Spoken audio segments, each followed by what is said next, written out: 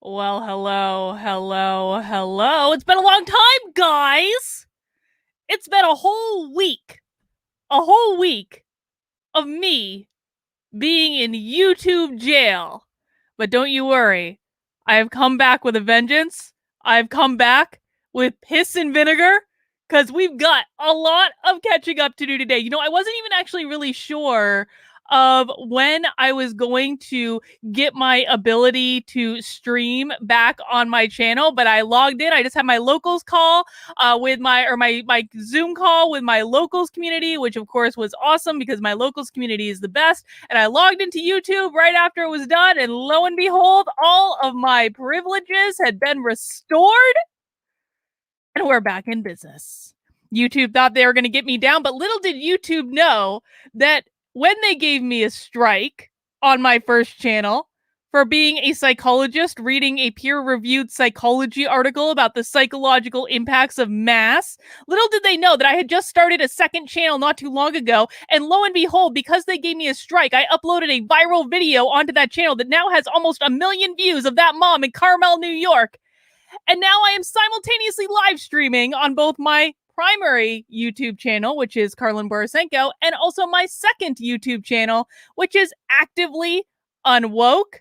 So YouTube, thank you, YouTube. I have to thank you for giving me a strike in which I accidentally uploaded a viral video onto my second channel, which led to it getting monetized, which led to it now having over 10,000 subscribers on Actively Unwoke. I haven't even really done anything with that channel yet, and I have over 10,000 subscribers, and we are actively live streaming both on my primary channel and on my secondary channel right now. So welcome to all of the new folks that are watching on Actively Unwoke. I'm keeping an eye on what's going on over there, but I'm also keeping an eye on what is going on, of course, on my primary YouTube channel, which is where most people are right this second. And we're going to be reading a doozy of an article today, guys. Now, who in the chat has heard of this peer-reviewed article? Oh, I should also mention we are simultaneously also streaming on Rockfin, and I tried to do it on Odyssey. We did Odyssey last week when I got my strike. We did happy hour on Odyssey last week, and for some reason Odyssey is not allowing me to upload a thumbnail right now, so I'm not simultaneously live streaming to Odyssey, but I will be doing that in the future. Another benefit of the YouTube strike is it got me up and running on yet another backup platform. People ask me all the time, Karlyn, do you have backup? Karlyn, YouTube's just going to ban you, right? Well, of course I know YouTube's going to ban me at some point. YouTube has been screwing with my channel since August of last year. So I absolutely know that's coming at some point. But for those of you who don't know or maybe new to me, I do have backups. I have 2 YouTube channels now. I also, of course, have my locals, which we'll be talking about in a second. I also post videos on Rockfin. I post videos on Odyssey. I post videos on Minds. I don't do BitChute and Rumble because, quite frankly, both BitChute and Rumble suck. And I refuse to deal with that epic amount of suck for no verifiable benefit when I have like 18 other alternative platforms anyway. So, who has heard of this article on Having Whiteness? Who got wind of this article that's been going around? Anyone in the chat? I don't know. But I'm excited about this. I have been waiting to read this article. I've been putting it off because I knew I wanted to do a live reaction to it. And so I've been putting off reading it, and because I thought that we needed to discover this article together. And I was very lucky to have someone actually send me the physical text of the article. So guys, you're going to be hanging out with me today as we read a boring article about curing the ills of whiteness, for which apparently there is no cure. It's always worked out perfectly when someone of influence has said that a certain portion of the population needs a permanent cure. That always works out well. So we're going to be reading this article, and we're going to talk about what I think it means. And I would frankly really love to hear what you guys think in the chat. But before we get into it, I do want to pimp my locals real quick, because my locals, I've obviously had some extra time to hang out in it this week, which I always enjoy. My locals is the best. Locals, honestly, guys, and this is the absolute truth. I thank God for my locals because, I don't actually have to rely on YouTube. a lot of people have to rely on YouTube that do this for an income. First of all, like I do actually have other stuff I do anyway, so I'm not beholden to this content creation thing as it is. But I like if YouTube were to go away tomorrow, just as it did for me for the last week, I'm not even worried about it. Why? Because I have my locals community. My locals community are the best supporters that I have. They are my most ardent supporters. They're the ones that they pay a small fee to get access to this special private community. We do so much fun stuff together. It's awesome. We just got done a Zoom call. It was over 3 hours. We were on Zoom just chit-chatting away about all sorts of things. We're doing a debate club that's going to be launching next Saturday. We're going to be doing monthly stitching bitches or crafting bitches. So if you are a knitter, crocheter, if you make stained glass, whatever you want to do, you can come on a Zoom call with us, and we're going to do like a monthly stitch and bitch session with all the crafters in the community. We're also going to be doing a monthly book club, which we are currently reading Andy No's book Unmasked. I'm actually trying to finagle with Andy to get him to come and talk to us at our book club. I'm not sure it's going to work out 100% yet, but we are talking about it, and I am trying to work that out. So if you want to join my locals and get access to all this stuff, it's kb.locals.com. The link is in the description below. And if you want to join to become a full member, it is $5 a month, or it is $50 for an annual membership, which of course gives you 2 months free. And it really does help me out when people join my locals because it's reliable income that I can count on, that I can predict, all that good stuff. So it really does help me out quite a bit when you're a member on my locals. So I appreciate that. All right, let's dig into it. Are we ready? Oh, by the way, guys, one of the things I'm going to do, okay, I'm just curious. How many people watched the debate yesterday on Gothic's channel? How many people watched that debate yesterday? I'm just curious. How many people in the chat? Only tell me if you think I did a good job. Monica watched it. Nano Warrior watched it. Adrian missed it. Yeah, okay. We got some people that watched the debate yesterday in the chat. We do have some people there. So yeah, so one of the things that we did with the debate yesterday, and guys, the debate itself was a shit show. I mean, go watch it, don't watch it. Like it's entirely up to you. I think that Gothics and Christian are awesome. I really do. I have so much respect for the two of them. I had zero respect for the two people that we were debating. I continue to have zero respect for the two people we were debating. And I think my attitude showed accordingly. But I bring this up because Gothics, Christian, and I actually did a little after show where Christian and Gothic started out without me because I had another appointment, but I came and I joined, and we did an after show where we just debriefed on the debate. Oh, good. We've already got a little troll in the chat. Look at you, dude, going right in that time out. So we did a little after show where Gothics actually put out the StreamYard number, and people got to join the stream and kind of call in and talk to her. So I thought, you know what we're going to do during this live stream? We're going to do exactly the same thing. So at some point in this live stream, I will, on my primary YouTube channel, probably be putting the StreamYard join link into the chat. So some of you can join. We can come on. We can have a conversation. We can talk about this article or whatever else you want to talk about. I just thought it was really fun. I've never participated in something like that before where it was a little bit of a call-in show. And honestly, it was my favorite part of the entire thing. So I was like, Gothics, I'm going to totally steal this idea. I'm 100% stealing it. We're going to bring it over here. So if you want to call in later, hang around. We'll be doing that. But we're going to read this article first. All right. Yeah, D Braun says, I wanted to talk to you, but didn't make the cut. Well, maybe you will this time. And, the call-in thing, if it goes well, is something that I will, I will do time and time and time again if it goes well and goes the way I want it to go.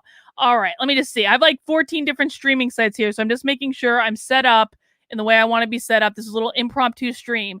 Let's get into and read this crazy article. Hang on. You guys don't need to see my bookmarks.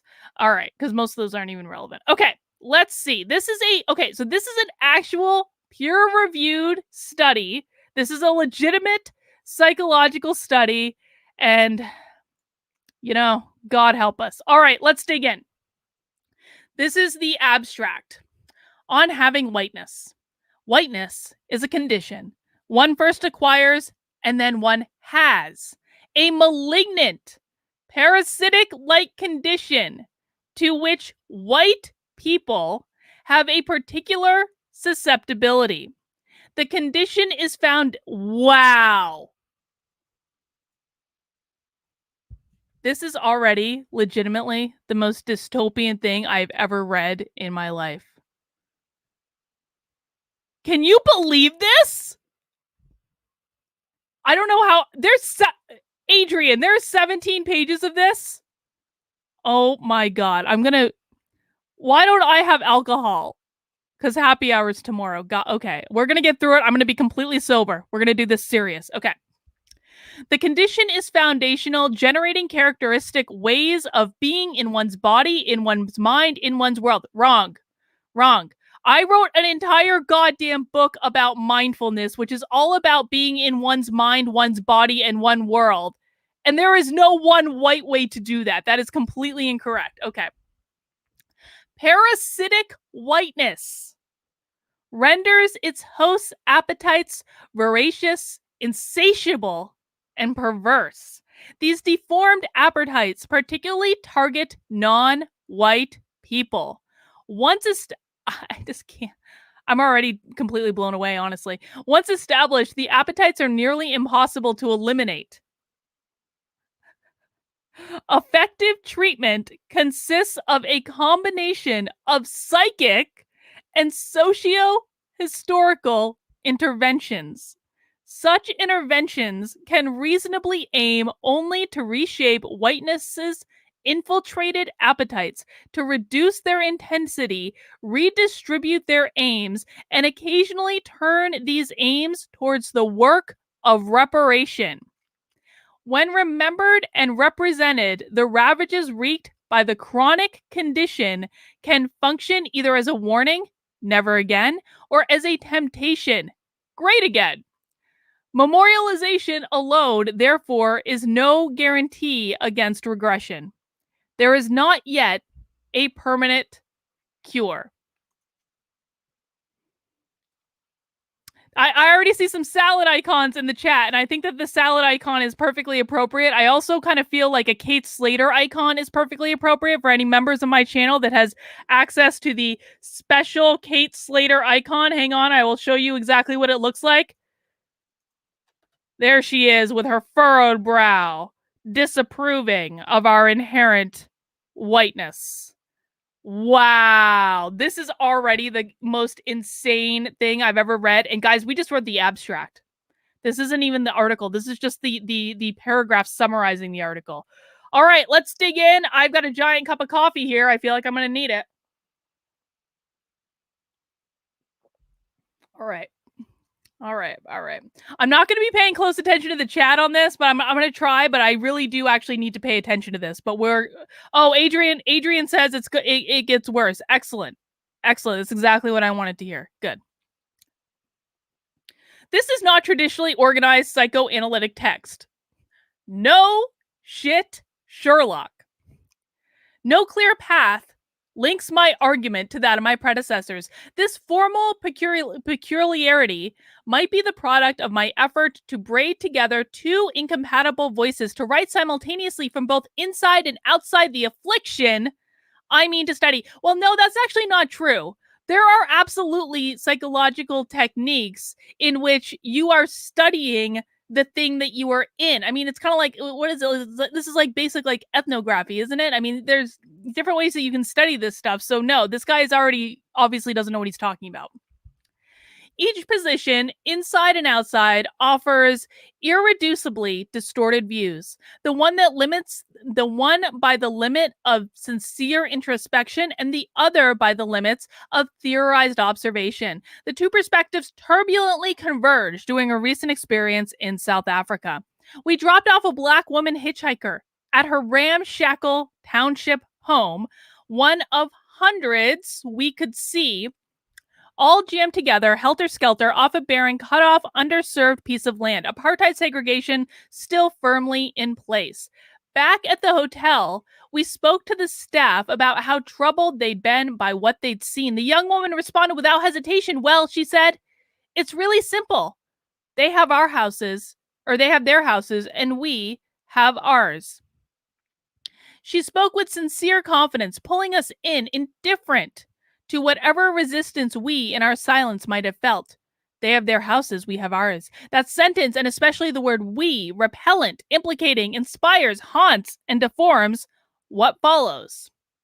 Okay, that was all just a lived experience and actually probably not relevant to reality at all, but all right, let's keep going. I will focus on whiteness as a condition. One first acquires and then has a malignant, parasitic like condition to which white people have a particular susceptibility. The condition is foundational, generating characteristic ways of being in one's body, in one's mind, and in one's world. Parasitic whiteness renders its host appetites voracious, insatiable, and perverse. These deformed appetites, this is basically the abstract again. These deformed appetites particularly target non-white people. Once established, these appetites are nearly impossible to eliminate. Effective treatment consists of a combination of psychic and socio-historical interventions. Such interventions can reasonably aim only to reshape whiteness's infiltrated appetites to reduce their intensities, redistribute their aims, and occasionally turn these aims towards the work of reparation. When remembered and represented, the ravages wreaked by the chronic condition can either function as a warning, never again, or a temptation, great again. Memorialization, therefore, is no guarantee or against regression. There is no permanent cure. And you know what? The reason I reread that whole paragraph is, do you know how I know this is a lazy researcher? They didn't even bother to change this entire paragraph in the abstract. So you know how I know a lazy researcher? They didn't even bother to write an abstract. An abstract is not hard to write. It is a paragraph summarizing the dang study. And they didn't even bother to do that. They just lifted a paragraph from the paper. So lazy researcher. In what follows? Okay, whiteness is a way of being and a way of knowing. In what follows, I will capitalize whiteness to signify parasitic whiteness as acquired multidimensional condition. 1, a way of being. 2, a mode of identity. 3, a way of knowing and sorting the objects constituting one's human surround. Whiteness should not be confused with lowercase whiteness, a commonly used signifier of racial identity. So here's what they're trying to do. They're trying to say that whiteness is not the same thing as just being white. We're not talking about white people. We're just talking about an affliction that white people are particularly susceptible to. Well, okay, here's my question. If they really aren't talking about all white people, then why don't they just come up with another word for it? These people invent words all the time. They invent terms all the time. They change definitions all the time. If they are really making a distinction between people like me that have pasty white Irish Catholic skin and, you know, everyone else, if they're really distinguishing between like someone who has white skin and who just has the chronic parasitic condition of whiteness, then why aren't they calling it a different name? Obviously, that's not what's going on. Parasitic whiteness. This guy's going to write a book called Parasitic Whiteness and he's going to become a millionaire. Mark my words. Parasitic. Can someone in the chat Google a picture of this guy and let me know what he looks like? That would be awesome and I appreciate it. Parasitic whiteness infiltrates our drives early on. The infiltrated drive binds id, ego, superego, oh, he's Freudian, okay, into a singular entity empowered to dismiss and override all forms of resistance. The drive apparatus of whiteness divides the object world into 2 distinct zones. In one, the whiteness infiltrated drive works in familiar ways: inhibited, checked, distorted, transformed, susceptible, that is, to standard neurotic deformations. In the other, however, none of this holds true. There, the liberated drive goes rogue, unchecked, and unlimited, inhibited by neither the protests of the object nor the counterforces of its internal structures. So, Cryptoles says he's Jewish. He identifies as white in situations like this. Did anyone catch yesterday in the debate that Aaron, one of the people I was debating with, made a special point to say, well, I'm Jewish, as though Jews even rank on their oppression hierarchy, because they don't. How much do you want to bet that guy also supports Palestine? Honestly. And by the way, like, I'm not taking sides in the whole Israel Palestine thing because I can actually see both sides of it. I really can. I understand both sides of it, but I'm absolutely not in favor of bombing Israel off the face of the earth. Absolutely not. I'm not okay with that. I also think that Palestinians kind of have a point, but I also think that they've been offered their own state like 2 separate times and they didn't take it. Anyway, I digress. Sour Kiwi says, love how you said you trumped him by being a woman. Yeah, guys, when we do call in later, we can talk about the debate if you want. I still have other thoughts on that debate, but we're going to keep going for right now. We're going to keep reading this article. Any infant is vulnerable to the parasite of holy shit. Holy shit. Any infant is vulnerable to the parasite of whiteness. Oh my God. Reasonability says, missed you, glad you're back. Don't forget to mount that like button. Yes, keep America great. Also, do your research on the 7 Noahide laws. I don't know what that last piece is, but thank you, Reasonability, for that super chat. And thank you for reminding people to mount that like button. I haven't said that in like a week. I feel like I've gone through withdrawals. Mount that like button, people. I need extra likes today as a big fuck you to YouTube for giving me a stupid nonsense strike. All right. Any infant is vulnerable to the parasite of whiteness. So, for those of you who don't know, the Arizona Department of Education actually has a graph that says that children start to become racist around 3 years old. So, we're dealing in that category of stupid in terms of this article. The extent of the infant's vulnerability depends on how the infant is mapped, how it is positioned, where it is placed. All infants orient themselves in relation to first initial mapping line. On this side of the line, we live its familiars, us.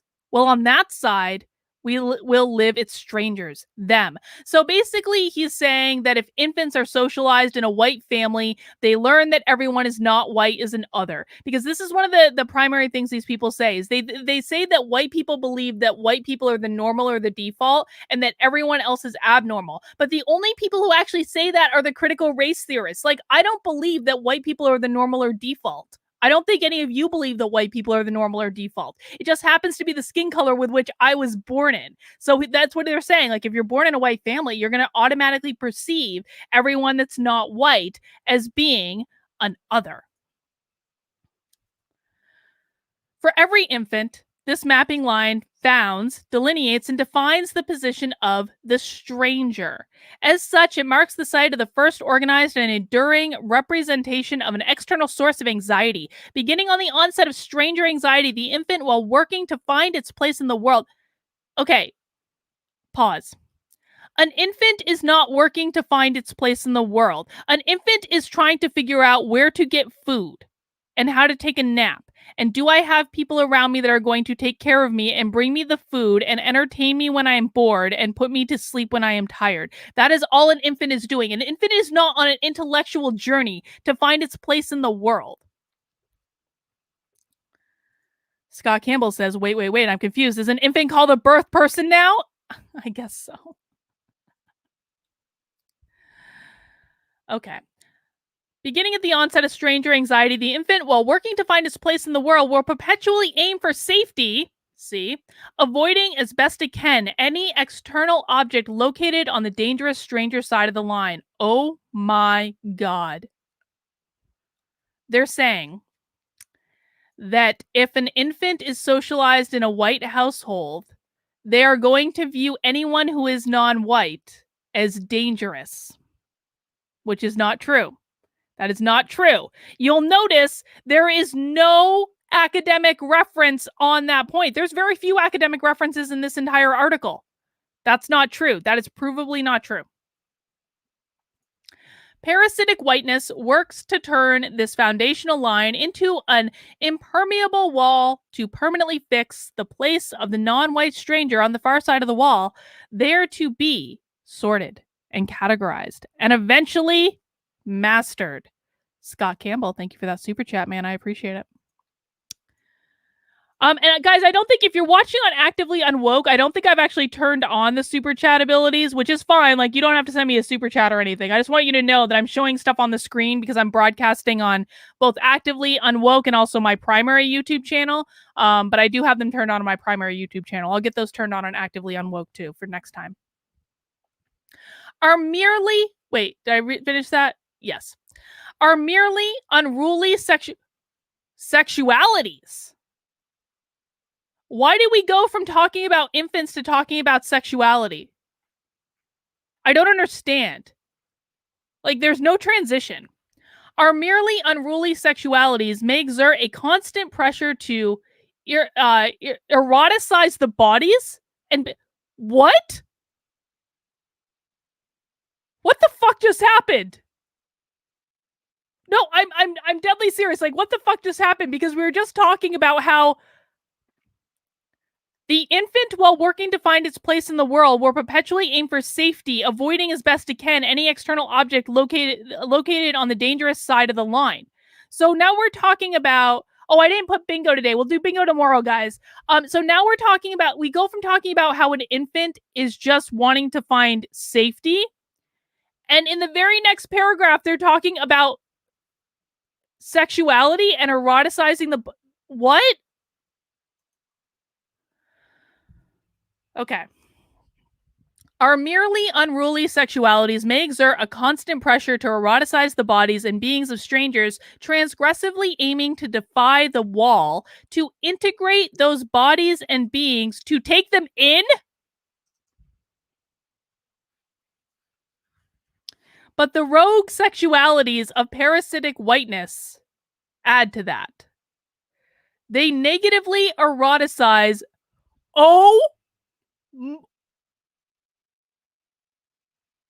They negatively eroticize non-white bodies and beings. These objects, now marked, are wanted still, but wanted not to be taken in, but simply to be taken, not to be loved, but to be hated. Holding these objects, I'm just going to read the whole rest of this paragraph and then we're going to talk about it. Holding these objects in place, inflicting pain on them, this sadism becomes the exquisite and economical solution to any apparent conflict between wanting and hating.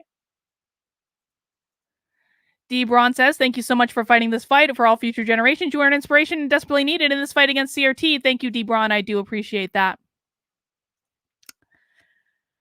Oh my God. Parasitic whiteness further demeans its non-white bodies and beings by way of naturalizing systems of naming and classification. Once it has mapped and transformed its non-white objects into a fixed taxonomical category, the rogue sexuality of parasitic whiteness can expand its aim. It permanently maps them as external, away, and from there, wherever it is, these objects are available for limited use, limited labor of a limitless kind.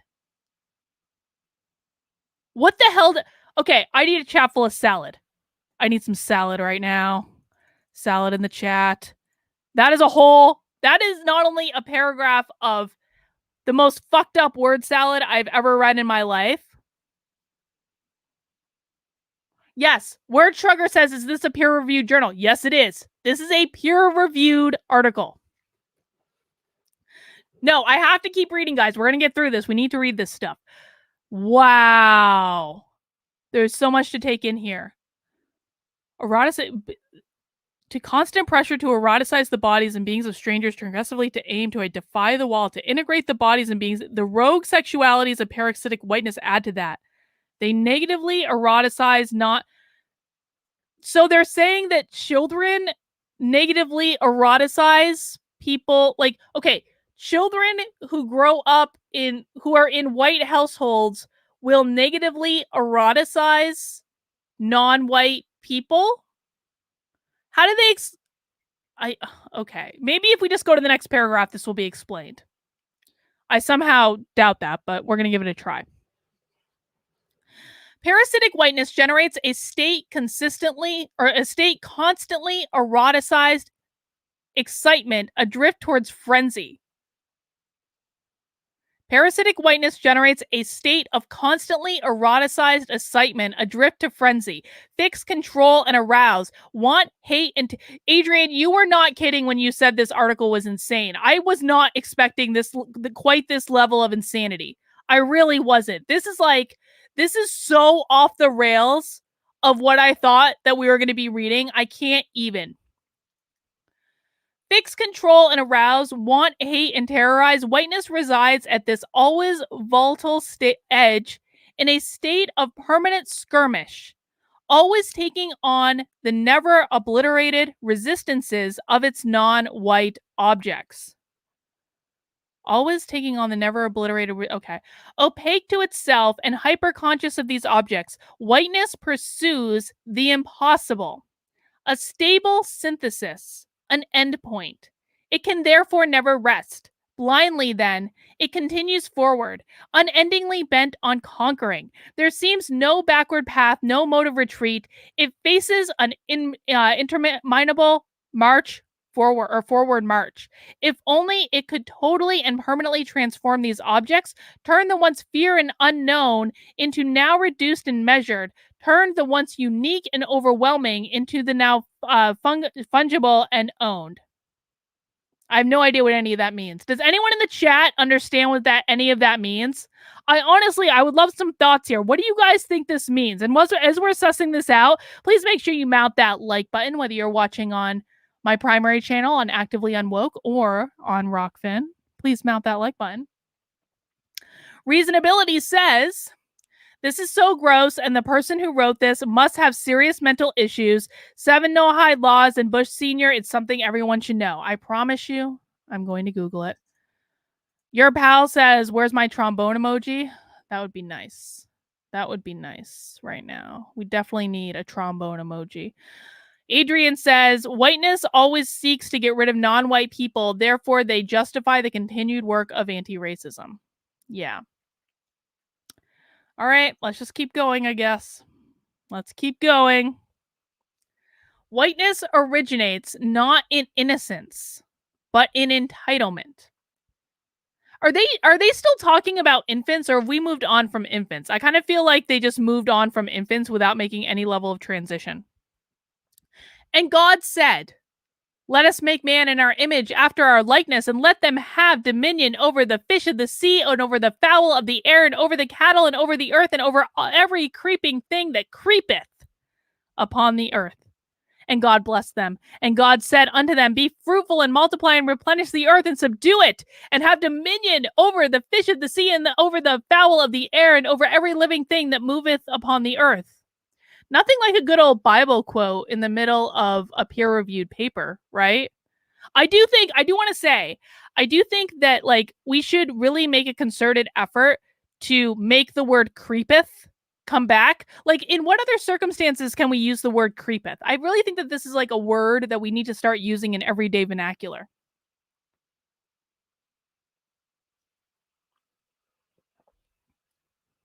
Oh, Adam's back? Excellent. Excellent. I'm glad Adam's back. I've been missing him. All right. Whiteness, taking this injunction as its own, transforms it into an epistemology of entitled dominion, a mode of coming to know in which identity and entitlement are fused. We are licensed at birth and therefore entitled to find, capture, dissect, and overpower our targeted objects. As such, we will finally come to know and take dominion over them. Oh my God. Is this guy arguing that Bible quote is giving white people permission to take dominion over all other things on earth, including non-white people? Is that what he's arguing? As such, we will finally come to know and take dominion over them within the terms of epistemology. I can never pronounce this word. That word, I can't pronounce it for some reason. It's just like not flowing. It's like when I had to train myself to say Brian Stelter's name over and over again. You guys know what I'm saying. Epistemology. There it is. I got it. of an entitled dominion knowledge becomes both a sign of superiority and it's an instrument of power.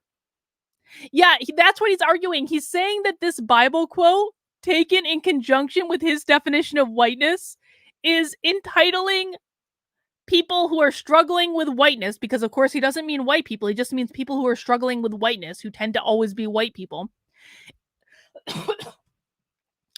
He's saying that Bible quote gives white people the belief that they have the power to take dominion over everything on earth, including non-white people, which is a little bit bizarre considering that basically equates non-white people to animals, which is really, really racist. Like, that's really racist. If he is using a Bible quote about man having dominion over the fish of the sea, the fowl of the air, over cattle, over all earth, over every creeping thing that creepeth upon the earth, if he's saying that whiteness is the idea that white people feel that they can have dominion over everything, including non-white people, that is literally equating non-white people to animals, and that's racist. That's possibly one of the most racist things I've ever read ever in the history of academic literature. That's disgusting. I'm honestly like, okay, this is the God's honest truth. I really do feel like a little sick even just reading that. I can't even believe that this is the state of things. There is a peer-reviewed paper equating non-white people to animals. And they're doing it because they think they're being anti-racist.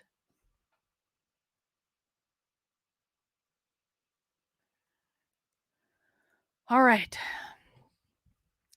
The steps from knowledge to dominion are clear. The more we know, the more we can do. The more we can do, the more we can control. The more we can control, the more we can dominate. And finally, the more we can dominate, the more we are realizing our divine mandate to have dominion over every living thing that moveth upon the earth. Triumphantly submitting to this mandate, whiteness pursues a utopia of permanent satisfaction and assigns to non-white people the task of being its ideal, infinitely need-satisfying objects there to service its voracious and uncheckable appetites.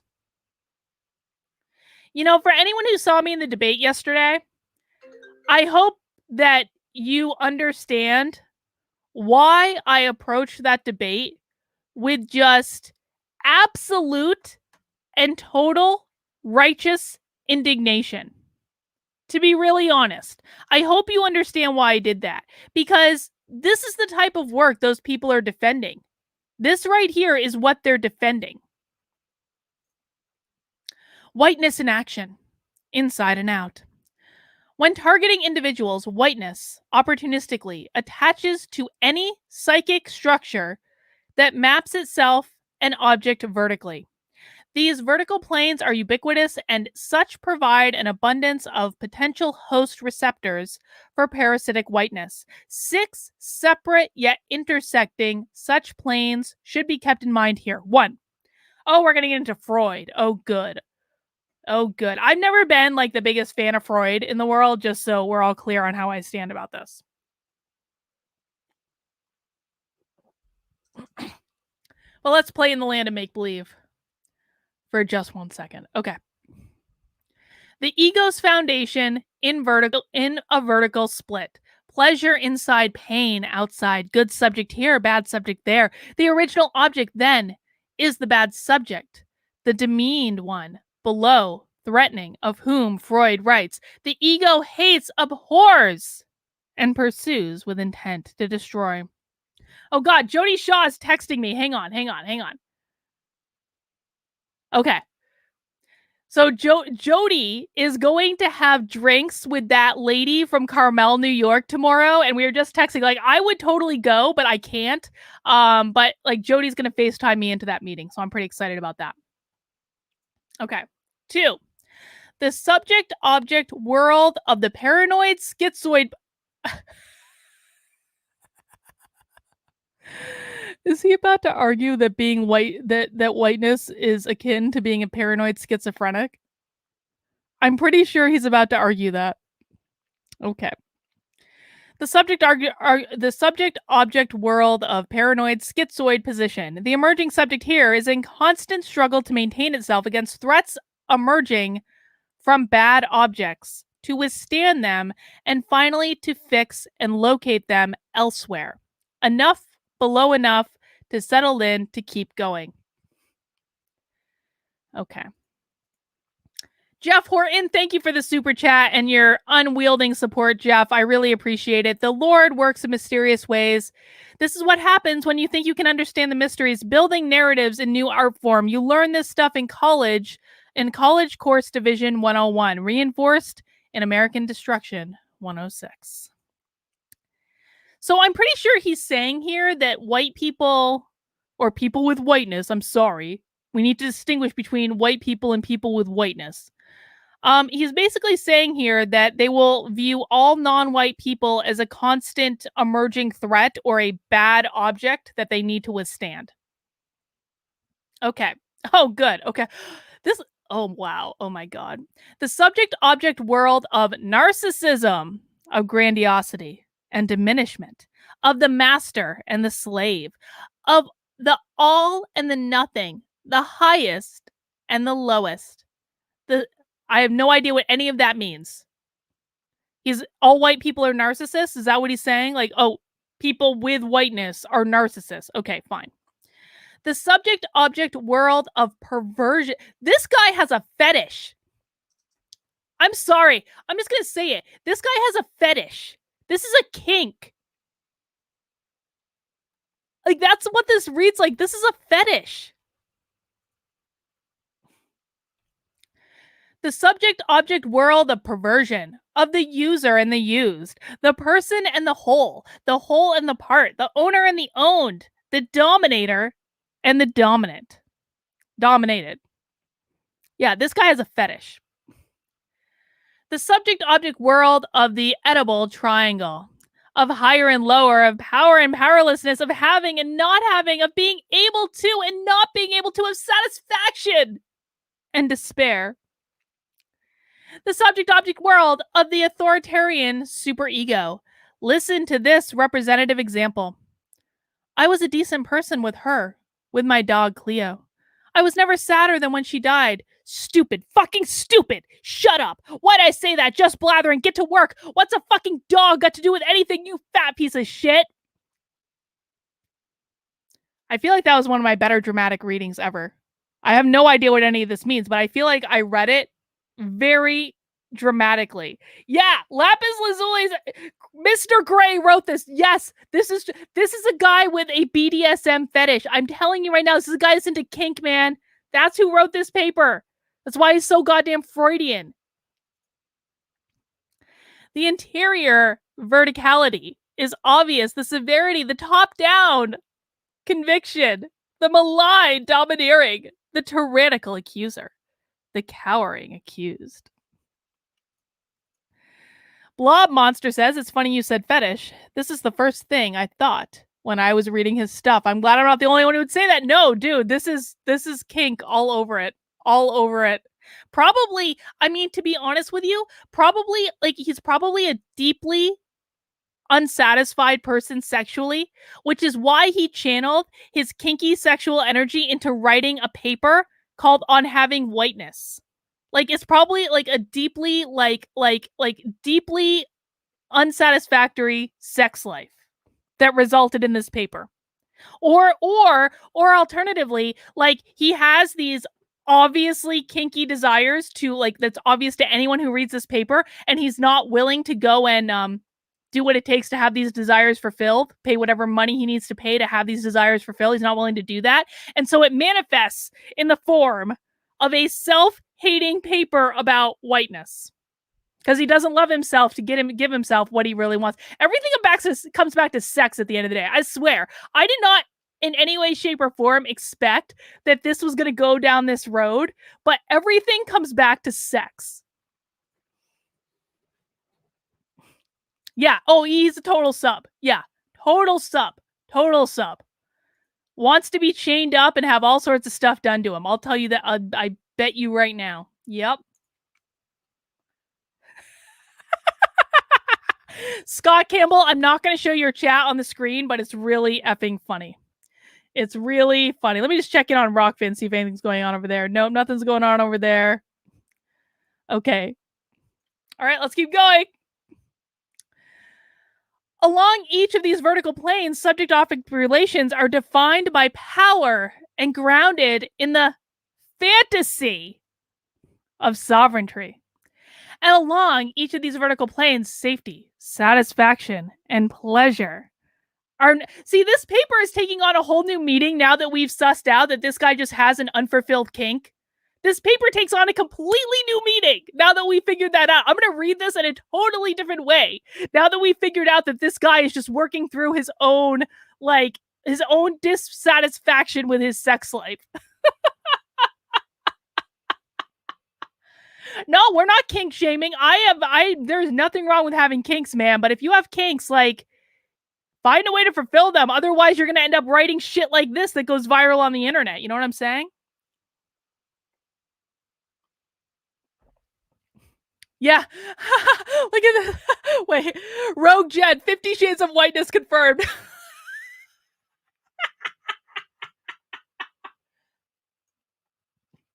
D-Show. Karlyn, there's a website called Stuff White People Like. I don't think it's been updated since 2010. It would be hilarious to have you do a talk on it. Ah, the days before racism took over everything. Maybe I will. Maybe I will. Okay. Oh, God. And along each of these vertical planes, safety, satisfaction, and pleasure are necessarily fragile and consistent. Everything I have, everything I am can be lost.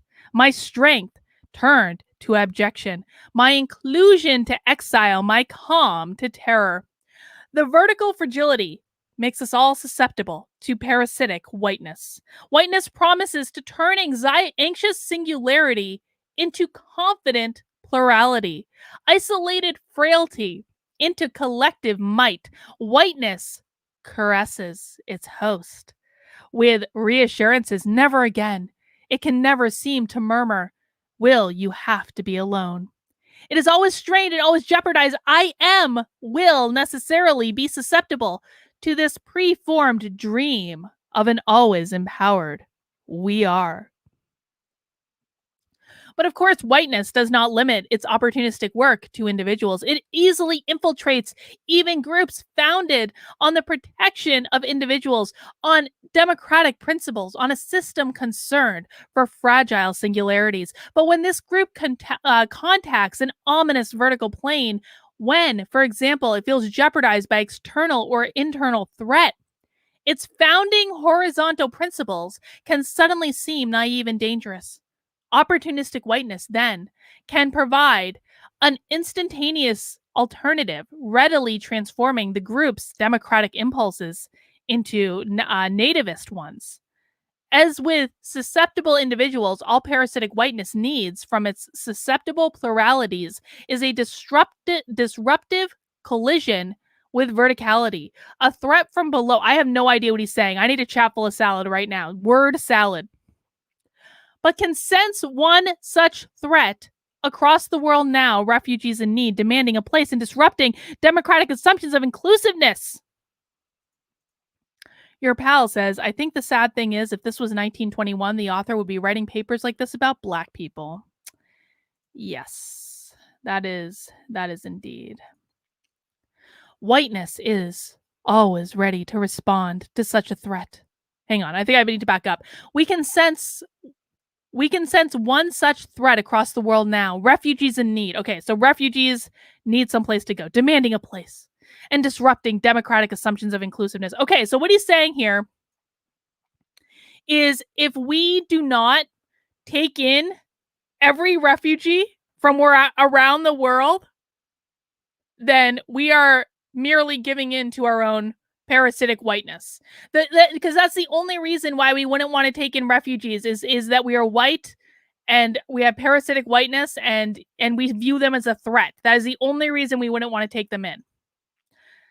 Zapadus X. I was taught this stuff 4 years ago. It is literally about the revolution against society, and the excuse is white people created an unfair society. Yes, you are 100% correct in that assumption. Okay, so what he's saying is we have refugees. Refugees want to come to the United States, but whiteness is always ready to respond to such a threat, to answer the call. So we are threatened by the refugees, and it's because of whiteness that we're threatened by the refugees. Once installed, it's epistemology. I'm going to say this word correctly before the end of this stream, I swear.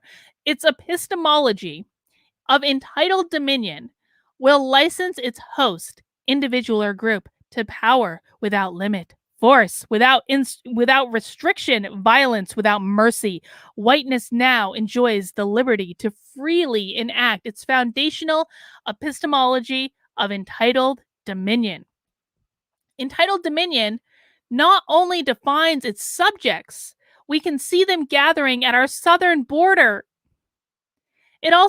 We can see them gathering at our southern border. He's making a case for open borders, and if you don't want open borders, it's because of your inherent parasitic whiteness. It also sets up the frame inside of which all definition is possible.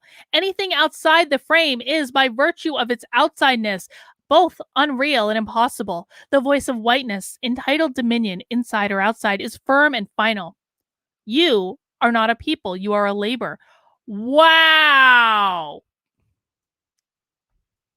So remember how we said earlier that this guy was equating non-white people to animals, which is incredibly racist.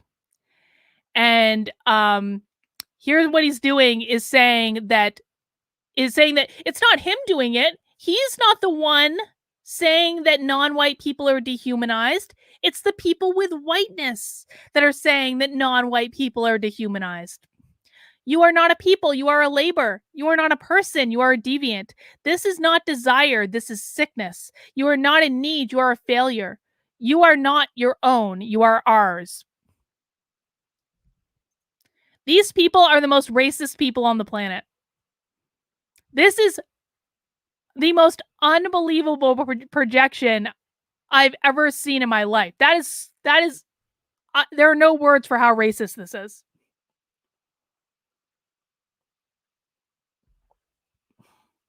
Wow. Oh, personal reflections. Oh, good.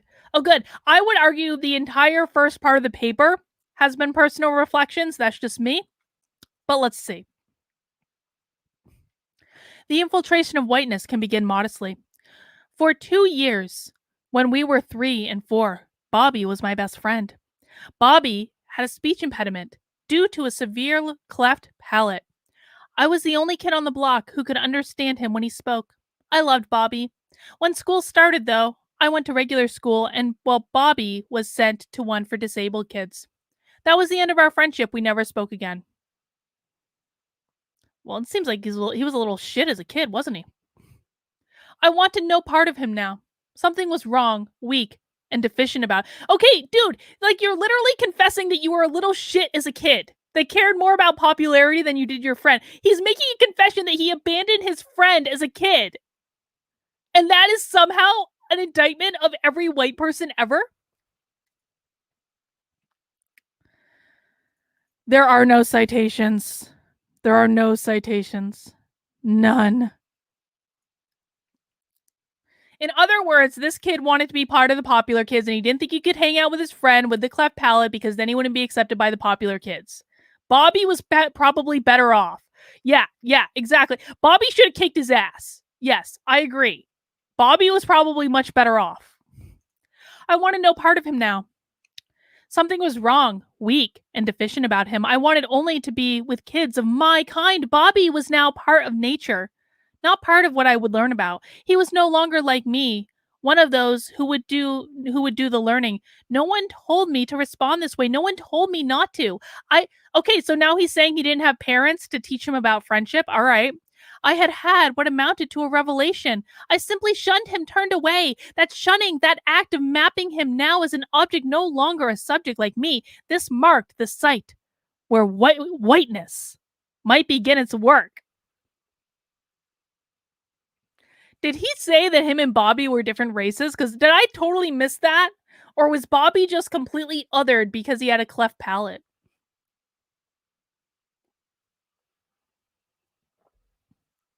My God. I had drawn a line, established a premise. Whiteness could then opportunistically integrate a stepwise expansion of this premise, proceeding as though it were my ally. Together, we then sought and found more markers of deficiency until we finally arrived at color. Color offers whiteness, now firmly held, an apparently limitless, instantly available field for expansion, provincial and clear, an opportunity to realize itself, to arrive at its adult, fully developed form. Color provides a universe of suitable objects placed there like gifts to be captured and crushed all at a whim, like for so many Gulliver children, ants are there to be crushed underfoot, butterflies to be locked. He's again equating black people with animals. He keeps doing this. He keeps equating black people with non-human beings. The crushed ants and suffocated butterflies, victims of a nearly cellular narcissism, offers whiteness a platform on which to begin. Once begun, the rest can seem like simple common sense. The preservation of the host's proper place, somewhere near the apex, within the only proper and permanent order of things. But first, before arriving at its fully developed form, whiteness has to begin. And for this, nearly anything, even a little boy's cleft palate, will do. Whiteness began its work only after I had done mine. I had loved Bobby. I was a lonely kid, and he was the best thing I had. I was unprepared to lose him. In fact, not only unprepared, but in retrospect, unable. Well, clearly not so unable because he abandoned his friend. My fear, my sadness, my loss. Bobby and I would no longer be together. Had been erased by my mapping revelation, his womb confirming my intactness. There seemed fair exchange for losing a friend. I was grateful to have escaped from an unbearable loss. The fragile attachment of love and friendship has been transformed into a robust attachment of hatred and revulsion. This is just a personal confession. This is all this is. All whiteness needs for a receptor site is an original act of vertical mapping. Whiteness begins with this verticality. It then infiltrates you, and you can feel it. It's like getting no. Whiteness is not like getting high. What are you talking about? Oh my God. It's like getting high, a new reality, an enhanced stature, a special community. You can breathe easier, feel protected, and watched over. And then you can look down below you, and you can see others like Bobby. And they seem to be drifting ever further downward towards some bottom. And unlike you, they appear helpless and unprotected.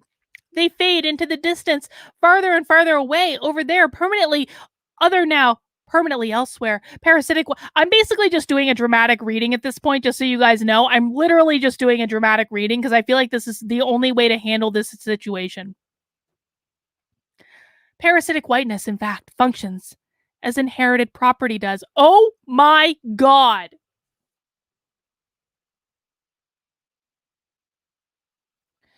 You have received your due. You simply claim what you suddenly realize is yours for the claiming. But with this claiming comes a fear of a crash, of losing everything, of having it taken away. So parasitic whiteness, bent first on domination, now bends towards aversive and then violent defense. Defense now a permanent necessity. Safety turns into anxiety, freedom into paranoia, escape into entrapment. Parasitic whiteness, promising health, delivers sickness.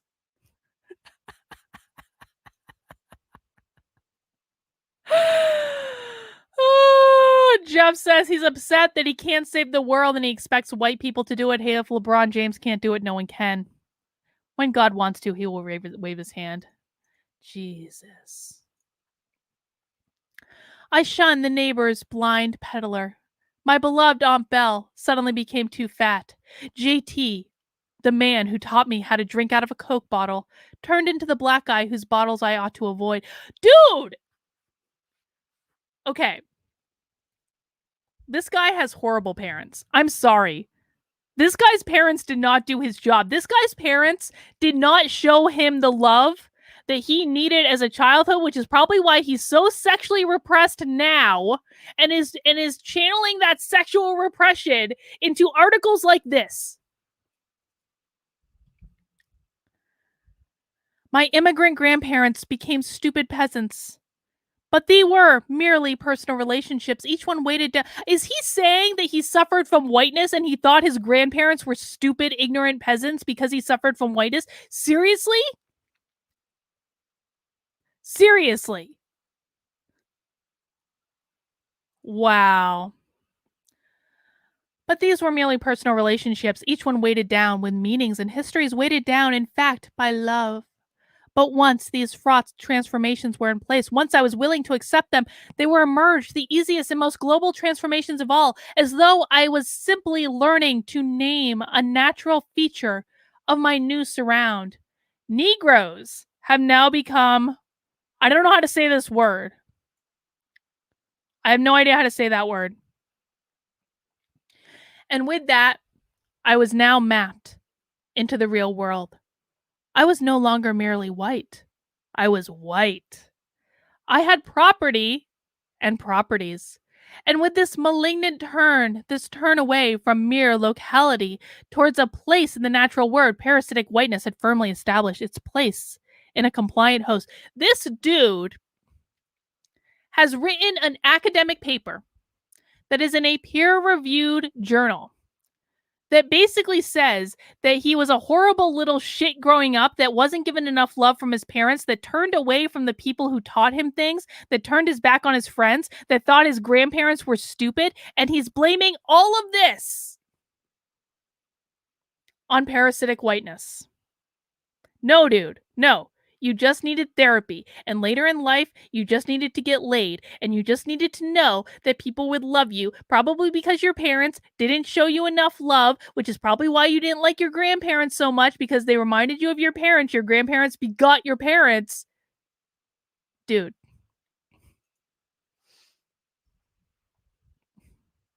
I knew the whole thing was a betrayal.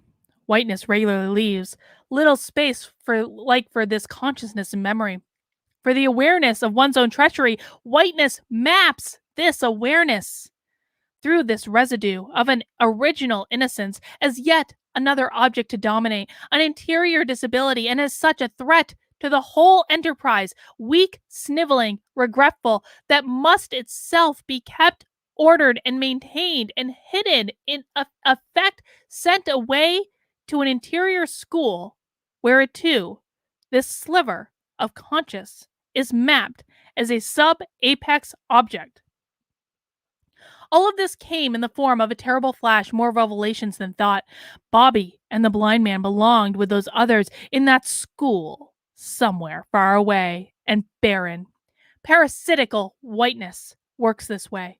By opening up and mapping a faraway territory easy to populate, easy to mine, and easy to diminish, a territory capricious enough to hold all the creatures of earth while promising its hosts that only they, intoxicated by real privilege and imagery wholeness, will maintain both the power and the right to remain safe and secure right where they are. The ghost of Bobby.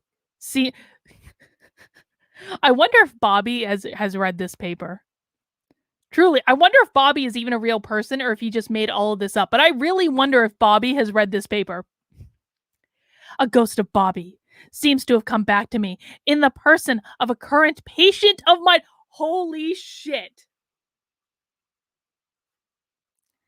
He wrote this paper because he has a current patient that reminds him of his childhood friend who he abandoned.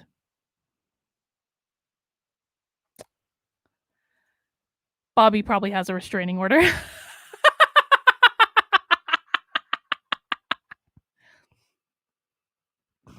Elizabeth says, late to this live stream. Yesterday's debate was so much fun to watch. I love you and Gothic so much. You guys are wicked smart. I'm taking notes. Thank you, Elizabeth. A ghost of Bobby seems to have come back to me in a person of a current patient of mine, also born with a speech impediment. As I listen to him, I can see and hear Bobby, his tiny head, his nasal twang, not quite forgiving, but simply welcoming, no matter how long it's taken for me to get there, over to his side of the line, or in what amounts to the same identificatory thing to bring him over to mine, not realizing the gift he's giving me. My patient treats me like an intimate. He's essentially saying he's seeing this patient because the ghost of Bobby has come into this patient, and Bobby, in the form of this patient, has forgiven him for abandoning him when he was a child. That's what he's saying there. I could disappear, he says, and no one will notice. I remember in kindergarten, I was taken out of class and walked down the hall to a very small room, dark. 4 of us, all of us with impediments. It wasn't the impediment really, but the method of dealing with it. They took me away. I deserve less than others. Getting pulled out of class, defining, it locates me in a deficient category. That feeling has never gone away. You know what the saddest part of this is? Okay, if this is true, and I'm ambivalent about whether or not I think this is true. I'm not quite sure if I believe this is actually true. But if this is true, this guy is being a horribly unethical therapist because A, he's writing about one of his patients in a journal article in a way that his patient is clearly going to be able to identify. B, he is probably in the course of his psychology practice reinforcing this idea of being an other onto this patient who is telling him that what happened in his childhood made him feel like the other. Yeah, can we start a campaign to find Bobby? I would actually we need to start a campaign to find Bobby. I want to know what happened to Bobby. Must have been countless other moments I tried to speak and they had no idea what I was saying. Was I at fault? Must I have felt I was doing something wrong? I remember walking into the house with my dad. I was 5. He was trying to get me to say key and I kept saying K. Back and forth, key, K. Seems like 10 or 20 times. He couldn't stand me as I was. Somehow I was doing something wrong to him. He was so dead set on me saying key, I couldn't do it. It was somehow my fault. Very powerful emotion. Leave me behind. It's not worth waiting for. Now that I've thought of a memory, the feeling that you're just not worth it, abandoning, is really powerful. It's just something worth putting up with. Nothing more. He couldn't stand me as I was. That might be the central anthem of the entitled Dominion's objects. Misplace his wallet, forget a word, arrive late at dinner, and my patient now will slam his head against the wall, bash his face with his fist, and scream at himself repeatedly, "You idiot! You idiot!" As long as he's an idiot, the world has mapped is a properly ordered one. Interfere with this self-directed violence, though, as an analysis occasionally does, and the patient is left feeling simultaneously homicidal and insane. The map then is calming despite his. Okay, dude.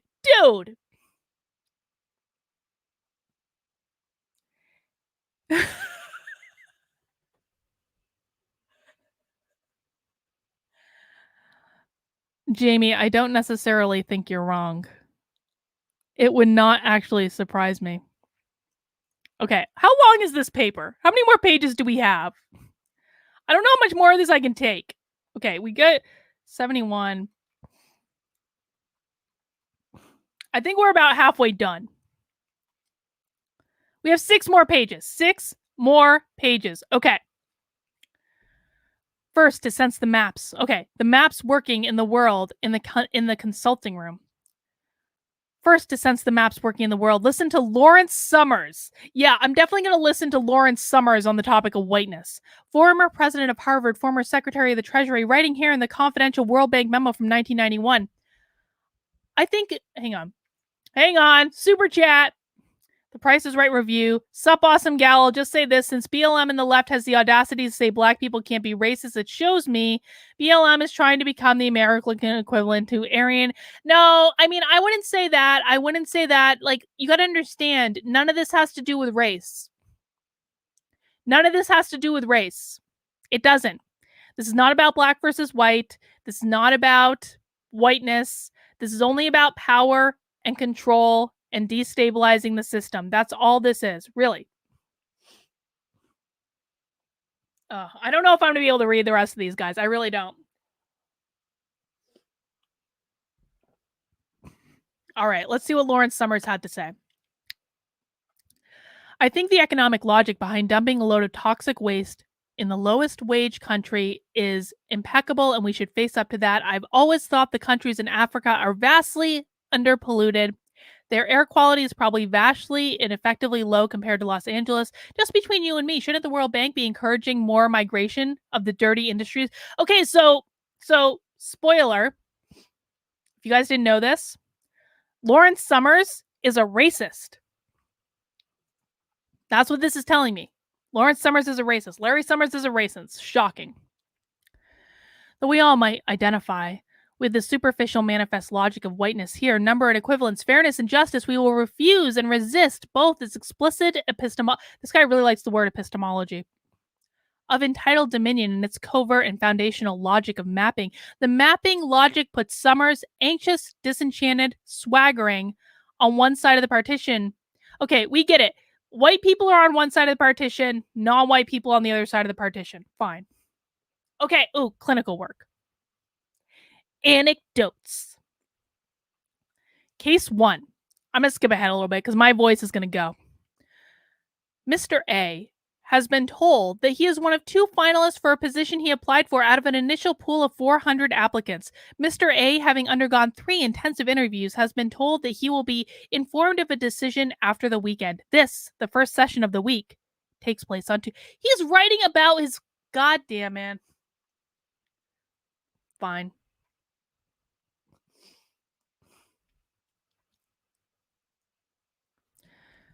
They still haven't called me.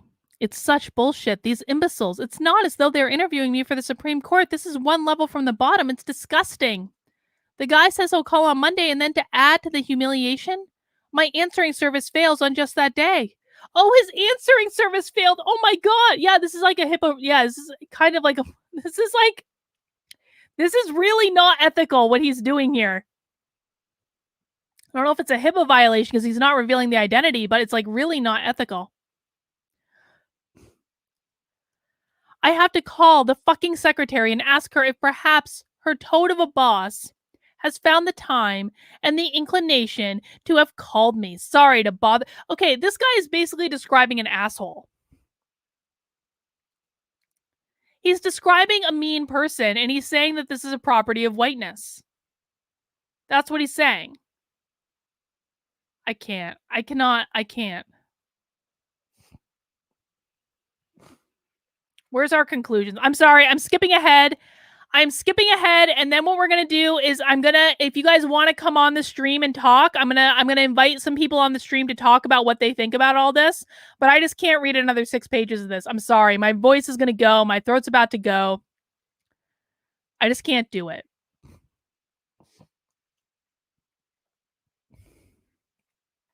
Let's see. Case 2.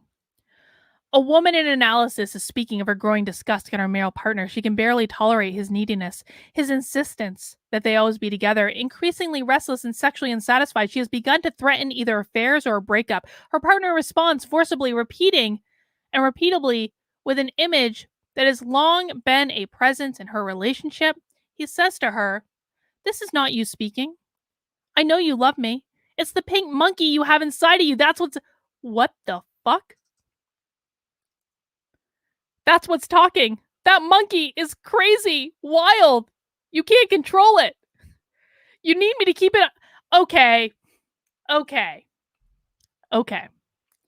This guy has made up this whole paper. This is not real. I'm calling it right now. This is like a grievance hoax. This is not real.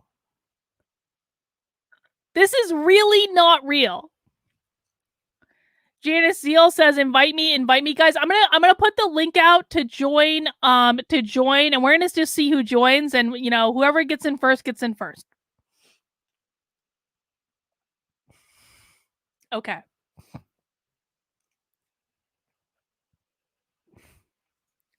Yeah, well, Adrian says no, the journal confirmed it's legit. Adrian, they all thought the grievance studies were legit too. This is made up. This is not real. I don't believe for one red second that this happened. Her partner responds forcibly, repeatedly, with an image that has been long present in their relationship. He says to her, "This isn't you speaking.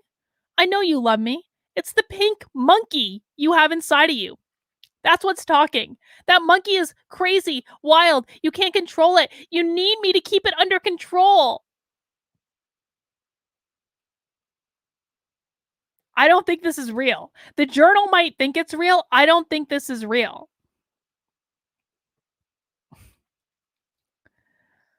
The patient has a history of profound psychiatric disturbance. You think?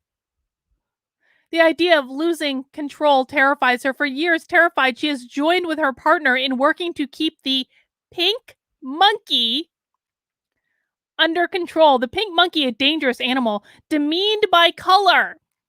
Holy shit. Because, guys, you know what the real problem in this paragraph is? That the monkey is not white. That's the real problem in this paragraph. That the monkey is not white.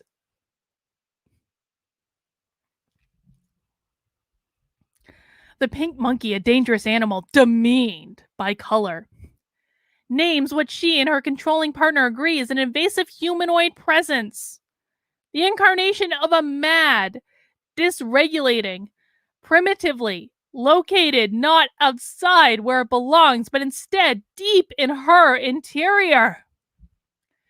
Long compliance, certain that he alone can keep her from falling apart. She stays with him and grows increasingly unhappy. At a crisis point in their relationship, she has a dream. I am with some people in a sexual situation, not sure of anything, who they are, what they want. One is a boy or a woman. I can't tell that it's a woman, but she has a penis. It's a little boy's penis. I mean, what the hell? I promise you I did not read this beforehand. I had no idea what this was going to say. Then it's a woman again, and I look at myself, not sure what I have. What am I, a boy, a woman, whether I have a penis? I'm excited. Everything is exciting, scary.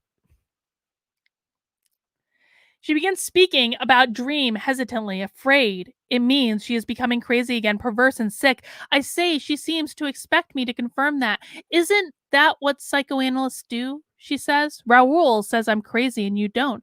Aren't you a cop too? She begins to laugh. If the dream isn't sick, then what is it? She asks. Laughing more, she exclaims, "It's a pink monkey. That's what it is. The pink monkey is a sex monster. Every possible part. Penis, boy, woman, me. Not so bad. Really, not so bad. Really kind of cute. Don't you think so?"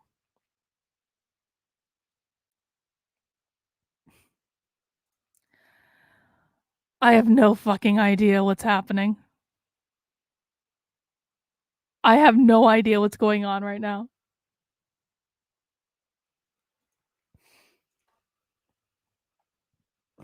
But get ready, because in a couple minutes, some of you are going to have a chance to come on the stream and tell me what you think is happening here in this shit show of a paper. Her initial exuberance at finding herself happily aligned with an image that has long seemed an alien threat fades in sessions immediately after. I feel giddy like a drunk. How can I trust this? How can I trust you? It's not knowing who to trust, what to trust, not knowing what's real. This is what being crazy feels like. I am going to do, you know what I'm going to do?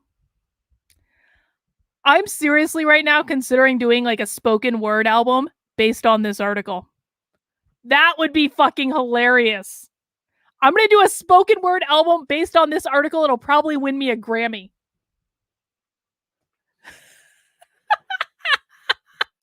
Who thinks I should win a Grammy for doing a spoken word album based on this article? Type Y in the chat if you feel like I should do a spoken word album based on this article and win a Grammy.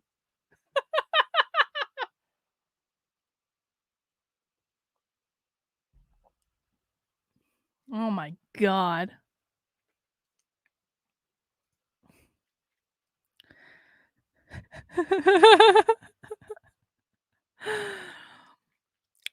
I feel like she might have aligned I feel like she might feel that I had aligned myself with the pink monkey. I had enticed her into sacrificing her partner's insistence on sane regulation, exchanging for joining in unlimited excess.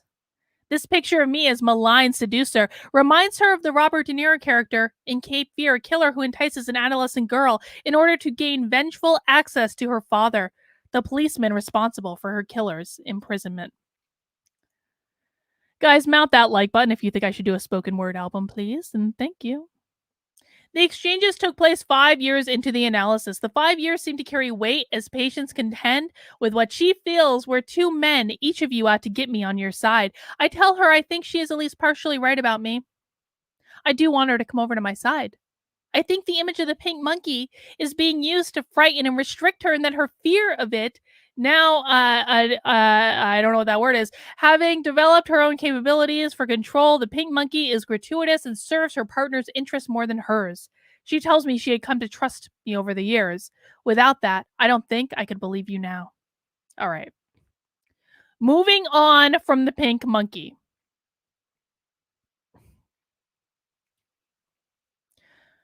The voice of perversion. Why is perversion capitalized? Does anyone have guesses as to why the word perversion is capitalized? The voice of perversion had banished this woman and her primitive pink monkey to a psychic version of the walled off faraway territory. Her partner's control was a non negotiable condition of her release. A shared fear of the pink monkey's unruly. What the fuck does this have to do with anything? Oh, Bobby! Bobby is making an appearance again. Okay, we have to read this paragraph because Bobby is back. Okay. Her partner's control was a non-negotiable condition of her release. A shared fear of the pink monkey's unruly desires bound this perverse couple. These desires marked a threat to order, entitled dominion, here camouflaged itself as benevolent protection against the recurrence of a psychic breakdown which long ago disfigured her, just as it was the voice of order and protection that had marked and mapped my friend Bobby's as disfigured. But here, first the dream, and then the patient's work on the dream, counter the perverse partner's epistemology of entitled dominion. The patient trying to figure out that she can actually claim to know joins her analyst. Okay, I'm not reading any more of this crap. Concluding note. Where to stand. On what stable platform. To turn whiteness into an object for thought, one must first look for a point of stillness. The point actually does not exist. After all, whiteness, in its mature form, generates a volatile totality from which there is no clear exit, no clear escape. To pursue that exit, to hope for even temporary escape, of getting outside and looking back and seeing where you seem to have been, depends, I think, on a kind of conceptual mobility, a willingness to use metaphors and similes for only as long as they serve, and then to move on. For me here, the most important of these metaphors has been parasite, mapping, and verticality. Each seemed to me both stable and elastic, capable of simultaneously supporting thought and providing a jumping off point whenever that support felt exhausted. And of course, psychoanalysis provides something other than similes and metaphors. It provides a reliable, theoretical, technical structure one can count on, one that, in spite of its limitations, will hold up, has held up, as we try to achieve requisite conceptual, emotional, and personal nimbleness to grapple with the whiteness that, whoever we are, infiltrates our interior and exterior surround. And there are 4 references, and one of those references, of course, is Freud. Finn. What the fuck did we just read? Dude, All right, here's what we're going to do, guys. I have no idea what's going on right now, but okay, do you guys want to do some call-ins? Do you guys want to add some people onto the stream to have some people come on and talk to me about what the ever-loving F we just read? Does anyone want to do call-ins? Type in Y if you want to do some call-ins, and maybe we can set that up. Anyone? Okay. So here's what I'm going to do. I'm going to put the link to invite some people to the back end of to my streaming site. Okay. Now there's a limited number of people that can join at any one time, and I don't know who's going to join. I don't know anything about you guys, so we're going to do luck of the draw. And so I'm dropping the link in the chat now, and we'll go for a little while, but my voice is legitimately kind of dying. So probably give each person like 5 minutes maybe. We can talk about what you think about the article. I'm also happy if you have questions about like critical race theory or this stuff in general. I'm happy to try to answer what I can and provide any feedback I can. Lewis Rich says, "Yes, for the love of God, yes."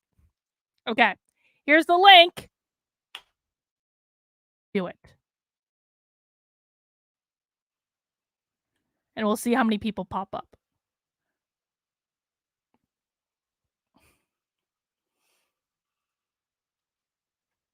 Ooh, we've already got one visitor.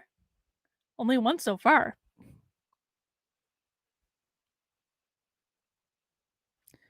All right. Well, we will go with the one. Okay. You guys are starting to pop up. All right. So we're going to go with the first person that came into the stream. Zipidus? Is that how we're pronouncing that today? Hello. Hello. 1 second. I got to unmute. Hello. Hello. How are you? I'm good. How are you? I'm doing well. What do you want to talk about? I guess like you probably saw me in the chat. I was studying this stuff for 4 years when I was going through language education. Oh, okay. Yeah. It's different the icon and seeing the person. So yeah. So like yeah, I'm a Spanish major, and I also am going for a Korean degree right now while I'm teaching Spanish. And like this type of CRT theory loves the foreign languages because they know they have a lot more freedom there. They know that like they don't want they know that like America is very heavily into this anti-CRT stuff, so they love other languages because a lot of Americans don't speak other languages. Mm-hmm. So that's really like what I've been dealing with over the past 4 years with this type of stuff. And when you're reading this article, you're so shocked. And I'm like, this is every day for 4 years is just this insanity that just keeps pushing on. It's just word salads that try to say we want a revolution without saying we want a revolution. No, that's exactly what they're saying. I mean, this is basically like he was getting like all the buzzwords in there. He got reparations in there. He got like the open borders thing in there. He got immigrants in there and refugees. And I'm like, what the holy hell is even happening right now? But it's like, it's like I don't read scholarly stuff normally because I don't want to lose my mind. But I see enough of this stuff that it shouldn't surprise me, but it still does, Oh yeah, and like I don't know what it is with like the CRT theorists, because like it's getting to the point where they understand that like they have to admit they're racist to continue to keep recruiting people, because people are like, this stuff's extremely racist. So like now they're just open about it, and it's so strange. Like I heard that your husband's from Ukraine, and my girlfriend's also from Ukraine, but she's Japanese. And when I invited her to go to one of my meetings I had at university, because we did like a group therapy, like not like a group thing, we talk about topics, and then we would, let everybody on campus come if they wanted to and talk about them. And my girlfriend was there, and the topic was about like fetishization. And like they were so open about accusing me of having a fetish for my girlfriend, who's an Asian I would hope you would have a fetish for your girlfriend, if I'm honest. well, for my girlfriend, yeah, but like they were assuming because I'm a white male and I'm like I have to have a fetishization of people of color. And that's what I was laughing about with that article, because it was talking about how they like maliciously sexualize minorities. It was like, yeah, I've seen this personally. Like this is how they treat it. And another thing too is like with the fetishization thing, we talked about pornography and how Asian pornography is actually really popular in the United States. And their one conclusion was, well, it has to be that white people like the dominant power structure of submissive Asian women. Is like, what does that even mean? Like that mean, like, have you ever thought that maybe like they're nice? Like, have you ever thought that maybe like they traditionally have a culture that works harder, so maybe they like the idea of more secure people and they're attracted to that type of stuff. Like there's a whole bunch of reasons where it could be, but they're just like, oh, if you're white and you look at Asians ever, you're fetishizing them. I was like, this is ridiculous. Well, my girlfriend was there. Well, you know what's the ironic thing, and this is an example I always come back to, because once it was pointed out to me, I just kept seeing it over and over and over again, which is like people in very powerful positions in like real life, like CEOs, they're normally like super submissive in the bedroom. And it's like a balance thing. It's like if you are in a power position in your real life, like we try to balance that out by not being in the power position in other places. And I've just seen this over and over and over and over and over again.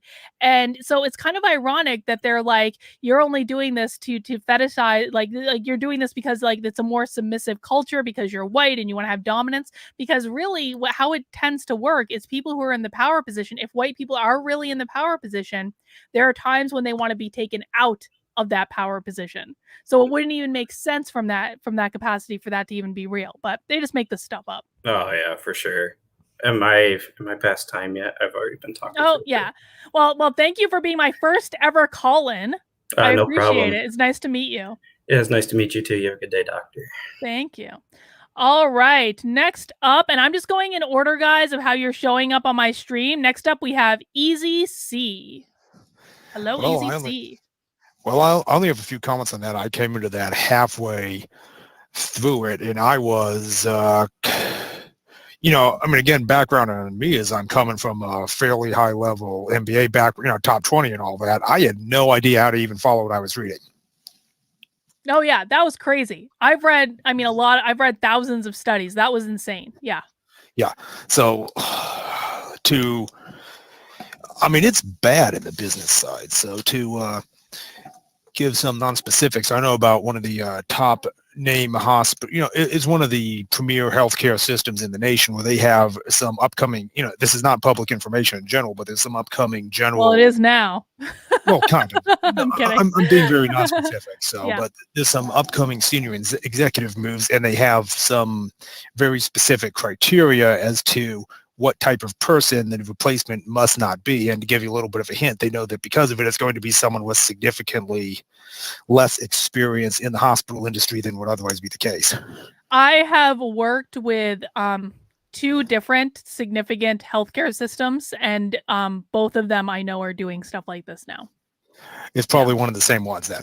Yeah, I imagine that it is. Yeah, I bet it is. I'm not going to say it because we're going to be appropriate, but but this stuff is happening everywhere, and it's so bad. And I mean, to be honest, like healthcare systems too are some of the most effed up organizations of all. They really are. They're incredibly toxic. They're incredibly difficult. It has to do with doctors. Anytime you involve doctors in a situation, they have such big ego and such low social skills that it fouls everything up. Yeah, definitely. I know some people who, investment banking industry, who switched coverage away from that industry precisely because they didn't want to deal with them.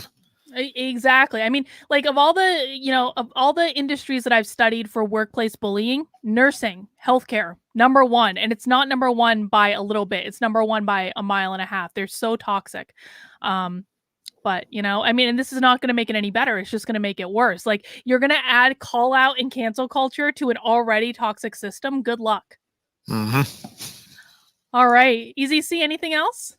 No, that'll be it. Appreciate it. I'll have to hit you up on locals sometime, and then I can be a little bit more forthcoming with, basically who I am and what specifically is going on there. Well, we would love to have you. We do community Zoom calls every Tuesday and Thursday, so you're welcome to join. And that's our cone of silence. There's lots of locals people in the chat here today, but we don't share what's in the community Zoom calls. So. Well, actually, if I can add one quick comment, I think one major problem I have with these diversity programs is coming from a military background where kind of the culture that used to exist there is that everybody of every color was part of something greater, and it didn't matter who you were going to take a bullet for that other person. Mm-hmm. So what made it possible was de-emphasizing that aspect of identity and replacing it with one that was a little bigger and a little more important. Well, I mean, that's true, but now the military's gone completely woke, so we're going to see how that works out for them. Hence the reason I said was. Yes. It's very sad. All right, Easy C. Well, thank you for joining me. I appreciate it. Thanks. All right. Let's see. Hang on. Let's see. Okay. I know the next one that's coming up. A local favorite, Roddy. Hello. Hello. Roddy, you made it to a live stream. Yes. I do need to interview you at some point as well, but you've made it. Welcome. And then I can spread some Asian supremacy on YouTube. Yes. Hopefully it won't get you banned. Well, what did you think of that article, Roddy? Well, I didn't read the whole thing, and I get into listen. You're reading that halfway through. The first thing I found, there's a contradiction. Earlier he said, white people seeing black people as threats, or people of color as threat, and then it's becoming like sexualizing, and how are you going to have sex which you think he's going to bloody kill you? Oh my god, that thing, it's so weird. That was the most insane part of that entire article, was how it went from infants in one paragraph to sexualization of, like, I don't even know what.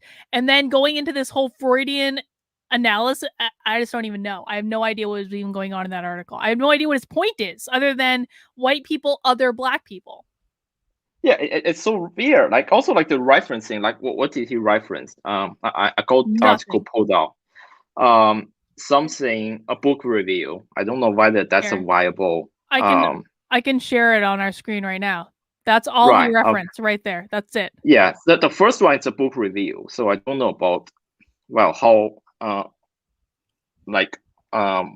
is it like a good thing to reference? Because I never reference a book review. And then Freud. And whiteness as property, that's a very strange thing. And then so violence and the environmentalism of the poor. Mm-hmm. I think that's a book. These references are so weird, especially in this article. He's making a factual claim out of a factual claim, and none of this involves a factual claim. Yeah. There's no data collection, and the best we can say is anecdotal evidence. Yeah, and it's not even a good qualitative analysis, because he did these two cases. It felt like he was trying to do like a case study, but that's not how you do a case study. That's not how you do that qualitative analysis. Yes. Well, another thing, like while I'm watching your stream, I just look at what other things he published. I'm going to read a few. On hating in the first person plural, thinking psychoanalytically about racism, homophobia, and misogyny. I will not be reading that. I'm going to tell you right now, I will not be reading that. Well, the insane look of the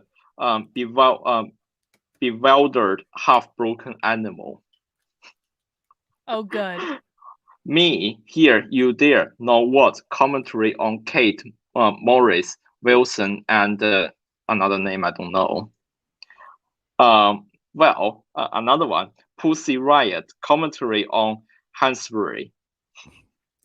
I actually wouldn't probably mind reading the article on Pussy Riot. I want to know what he says about that, but like, I don't care that much. And my God. Well, he published 20 poetries as well on the same journal. I literally think after I saw like he published this junk on that journal, I'm thinking what that journal is about. Right, man. Especially the poets are horrible as well. Did you forget you could kill yourself? What if she slept with this other guy? Yesterday the salad, today the cookie. I don't think these are even good poets. Maybe I need to integrate all of these articles into my spoken word album. Yeah, can I share the link? How can I share the link? I'm not sure, but Roddy, we need to move on to other callers, because I'm about to lose my voice. But do you want to plug my locals before you go and tell everyone how awesome it is? Oh yes. Yeah, you want me run an ad? Yes. Yeah, people like me. Yeah, people like me. Yeah, especially I'm an open racist. Probably. Thank you, Roddy. Thank you. Yes, yeah, because I believe in Asian supremacism, and none of them report me to the police yet. So I believe that people are great. I'm joking, of course. Yes. If you join my locals, you will join Roddy every Tuesday and Thursday where he talks about how he is an Asian supremacist. Thank you, Roddy, for joining me Thank you. today. Bye. Bye. All right. Alexandra says, love the call-in format. Hi, locals, co-conspirators. Yo, peeps, you know that thing. Mount that like button. Thank you, Alexandra. Appreciate it. All right. Next up, we have Jamie Henderson. Hi, Jamie. Hey, ignore my mess. I'm outside weeding my garden, listening to you. That's all trying right. to stay sane. So, Well, I'm not sure this was the stream to listen to stay sane. It definitely wasn't. Sorry, I have a visitor. I just wanted to say, I don't know why every time I'm surprised that the person is just a racist and a jerk themselves and wants to project it onto everyone else. But I'm always surprised. I can't eat tomatoes. Sorry, I'm so sorry. And That's fine. A friend of mine sent me an article with a couple of lines out of that. Missed all the really crazy stuff. What was that? I'm sorry. What was that? My friend actually sent me a couple lines out of that article. It was in an article, and they're the weird, crazy ones that are coming up. But I think the lines that are coming out in the media and on right-wing media at least aren't the most insane things in that paper. I think they're missing the real insanity. Oh, yeah, because they're going to go for like the one that's probably like the most direct, like insane thing, but there is a lot of insanity in that paper. Yeah. And I just wanted to say, I'm always surprised, and I should be. And also thank you for doing this and helping us kind of feel like we're not alone in looking at this craziness. Absolutely. Well, we got to blow off steam somehow. Thank you, Jamie, for joining today. Thank you. Bye. Bye. All right, we got two more. We've got Sue and Janice, and Janice Zeal is going to be our big grand finale because I know he's very excited. But we got to get to Sue first. Hi, Sue. Hi. So, my background is I did social anthropology at Cambridge back in the 90s. Oh, wow. And we were doing race, ethnicity, things like these way back then. And I could tell back then it was kind of a dogma, a cult as well. But if somebody had produced this, they would have been kicked out of the park back then. This stuff, I'm old enough that I remember the 1960s World Book encyclopedias where they would have the races as Oriental and Negroid and this, and by the time I was in grad school, it was like, those are, kind of racist way to deal with things, but still it was like a construct, but you wanted a back and forth, how this and how the other looked at this and how, but all objective kind of, well, you can't even say objective anymore, but all that has gone out the window. So to me, I did Soviet studies. That's where I did my doctoral research. And this goes back more back to that, where it's kind of a brainwashed propaganda insanity. It's just an insane, this kind of stuff. But it's so scary that I'm seeing this kind of playing out in this country, coming from, that background. And shout out to you. I'm a fiber artist. The whole thing like, oh, we need to find shepherds, people of color. I'm like, why? The sheep don't care what color the shepherd is, So kudos to you for that. I just wanted to bring in, this stuff's going around, but it's, but I'm having to combat just average people who are believing this as kind of an objective truth and trying to back them out. Like, no, this is like propaganda. This is brainwashing. This isn't real. And all I just say is like, what we, the whole thing kind of eats itself. Like everything is deconstructed. So there is no such thing as race. Mm-hmm. You can't even say that there's race, but they're insisting that there is race. But Well, this is something that really confuses me, though. I was just thinking about this because I was I'm including a section on one of the women that was in that Instagram video that kind of went viral, where that struggle session. And there's this one woman named Wheeze that has a whole program for melanated people. And I'm just like, okay, so on one hand, you're telling me race is a social construct. On the other, you're telling me your race is dependent on how much melanin you have. So, like, which is melanin a real thing? Yep. Right.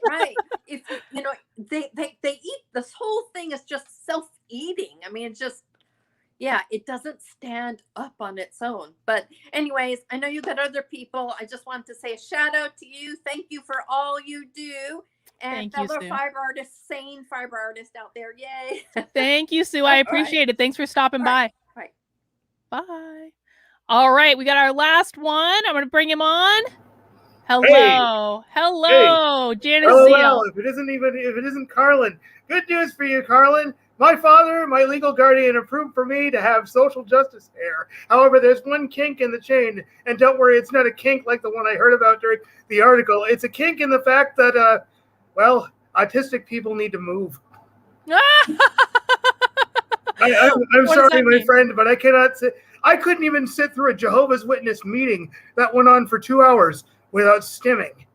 And yes, this is a Spyro plushie. Anyway, I related to the story that person unethically told about his ex-friend that he just kicked to the curb.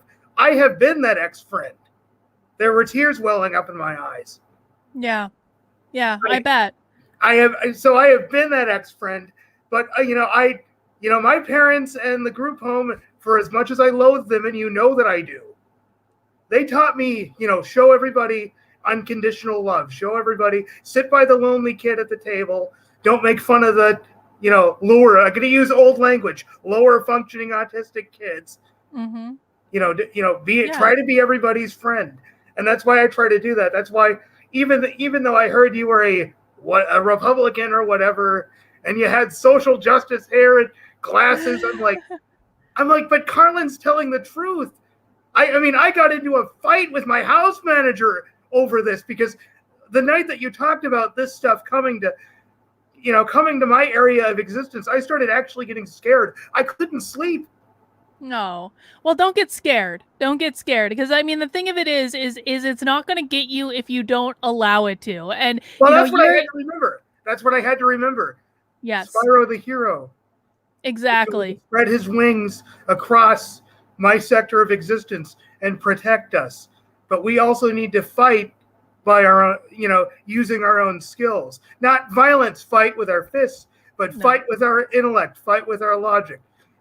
Fight with my drawings, fight with my stories. Go back into my DNA, back to the Pacific Ocean, back to the Marquesos Islands, and go back to Chile and tell my stories. And inspire people. That's what I've been doing ever since the pandemic started.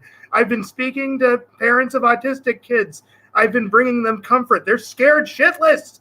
Yeah.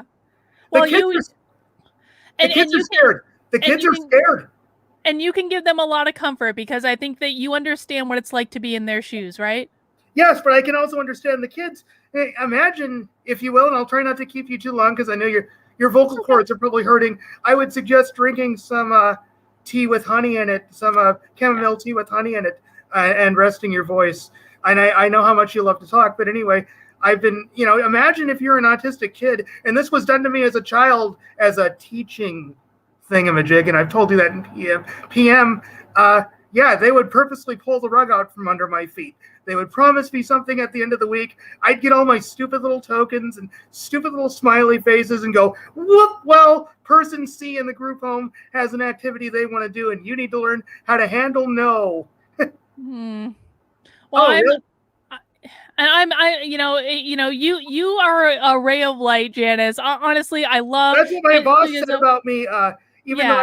Even though I had to resign because of the stress of what the assortment of garbage my housemate pulled, I actually wanted to get your phone number after that happened and call you and ask you because I needed somebody's help and I was willing to pay you. What should I do if there's serious stuff going on at my house? If I'm actually getting hurt, if I'm getting yelled at, if I'm getting, he called ICE on me. How do I handle it with regards to my boss? I think I don't know enough about the situation to give really good advice, and I'm definitely not going to do that on YouTube. That's what I was going to ask you ages ago, but I mean, I solved it. I had to get my W-2 from her, and we talked about it. And I think when I told her everything that had gone on behind the scenes, she went quiet for 5 minutes, and then she told me that she retracted everything she said about me, and she said those parents loved you, you were a light, and I said you brought me back to an area of my past that I have wanted back. I wanted that damn platform swing back. I needed it. Yep.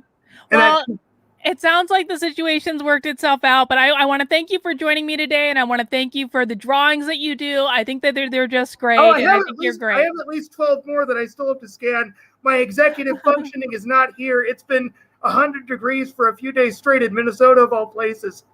Well, that's all right. That's all right. I hope that you have call-ins again. I'll make sure that I slot myself in. Excellent. Well, I'll definitely be doing call-ins again, but we're going to end it for today. So thank you for joining me, Janice Zeal. I appreciate it. I appreciate you. Thanks for being my friend. Thank you. Bye. Bye. All right, guys, that's all we're going to do for today because I'm tired. And of course, we have happy hour tomorrow. Now, my happy hour live stream is a live stream I do every Friday at 3 p.m. We might be starting around 3:15 tomorrow because I got a chiropractor appointment right before it. I'm going to be driving home. I told the chiropractor I needed to be out at a certain time, but you know, he's a little woo-woo. So we'll see how that goes. But 3 o'clock, 3:15, we're going to watch a diversity training.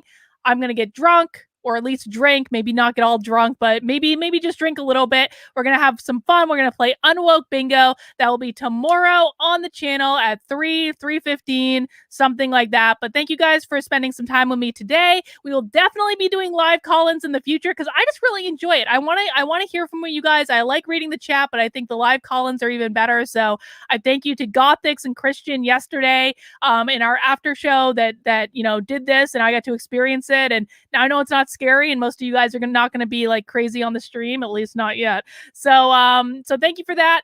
Please mount the like button on the way out the door. Please subscribe if you haven't already. If you're on my main channel, make sure you subscribe to Actively Unwoke as well, which is youtube.com/activelyunwoke, which is going to be my second channel that I'm starting that I'm really excited about. And also make sure you join my locals. Locals is awesome. Best people ever. Best community ever. The information's in the description below.